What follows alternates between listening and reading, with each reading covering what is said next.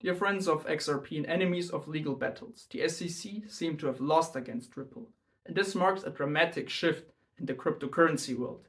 But how was their outcome achieved? Also, what are the effects on the cryptocurrency market? And finally, what can we expect to see in the future? Is the battle between the SEC and crypto over now? Not too long ago, on August 7, Ripple was forced to pay $125 million in fines. And while this sounds like a lot of money, initially the SEC sought for nearly $2 billion. This comes back to the claim that the XRP team sold unregistered securities to institutional investors. And while the SEC demanded also penalties that were coming on top of the institutional investors that came from selling also unregistered securities to the general public, the court strictly denied this. And it's very important to understand why did they deny this. Well, the court strictly differentiated between institutional investors and general public investors, as institutional investors in the eyes of the SEC are more sophisticated. They have more assets and they can better evaluate the risks when investing. On the other side, they claimed that the general public that invested on the cryptocurrency exchange, that bought the XRP tokens there, that while of course they should be protected, they claim that it's less risky to invest and therefore they should not be considered securities. And this is very important when looking at the crypto market, as in the future it might lead to other companies adapt their strategy, as there are some companies that have pretty similar cases to the one of Ripple, as there are companies, for example, like Stellar or Filecoin, that were at pretty similar stages like Ripple, and with a presidential case that was created now, it might lead to them adapting their strategy, as it currently means there is a clearer regulatory environment, which of course encourages more projects. On the other side, some projects were even scared to launch their initial coin offering or their security token offering, for example like TON or EOS. However, they can adapt their strategy now, as they can do more sell-offs for the general public, which are now not considered securities, which of course is encouraging for them.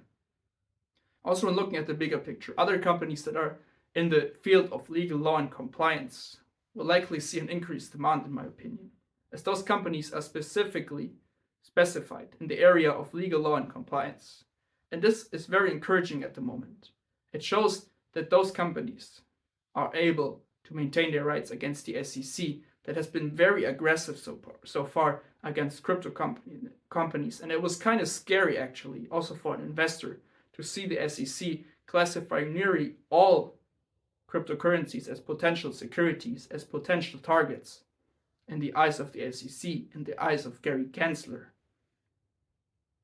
So with that being said, what can we expect to see in the future? Well, I personally believe that the SEC is not done fighting against cryptocurrencies, as the chairman, Gary Gensler, in my opinion, will not stop anytime soon, and so far he's been very aggressive against the crypto industry. So I don't think it will stop anytime soon. And while of course so far they experienced both major losses but also smaller wins, it's still questionable if they're really resigning at the moment. As of course I don't think they like that they had to accept Ether ETFs, as they also claimed Ethereum was also a security. Also, they had to drop an investigation into the BSUD stablecoin, which is of course also something I'm sure they did not like. On the other side, however, they achieved small victories, for example against Coinbase, Binance. For example, Binance was forced to pay a fine of $4.9 billion for violating security laws. And in my opinion, I think a lot will have to do with the upcoming presidential election.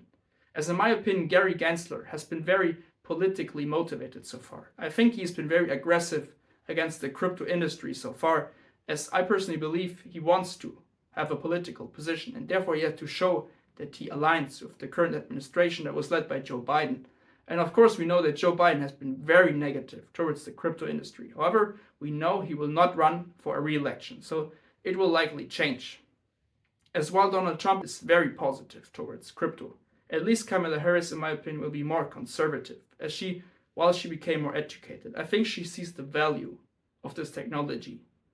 So I think a lot will depend on the upcoming election. So with that being said, let me know what you think. Do you think that the XRP versus SEC case is actually a presidential case that might come in handy for other crypto companies to adapt their strategies to launch more general public sell-offs that, at the moment at least, are not classified securities by law. Will this actually be so encouraging to see a massive increase in launching tokens? Let me know. Also, let me know what you think about the upcoming election. Do you think that Kamala Harris will win or Donald Trump? With that being said, check out my latest videos that I recently uploaded. Also covering, for example, Kamala Harris and her stance on cryptocurrencies, but also Donald Trump and his stance on cryptocurrencies. That's it for today. I will see you in the next video.